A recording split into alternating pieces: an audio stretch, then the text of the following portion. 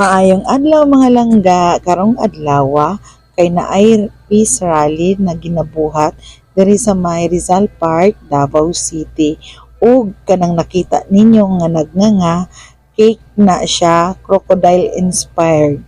Mao siya ang gibuhat ni mo nagingon ni Inday Sara mga langga nga naay crocodile cake. 16 feet ni siya mga langga. Dako kaayo nagnanga. Nya daghan tao karon mga langga no, daghan kay nagkuha video, daghan kay mga vlogger, daghan kay tao kay naapod sila lechon baka. Lahi na pud ni siya na angle mga langga, nagtalikod na pud ni ang crocodile. Lamang ko sa tubangan kaganina, karon na ako diri sa iyahang likod kay nangita mi og pwesto diri mga langga. Daghan kaayo og tao. Domingo daay karon no, so daghan kay mga tao diri na nagpila. Murag tulo ka entrance.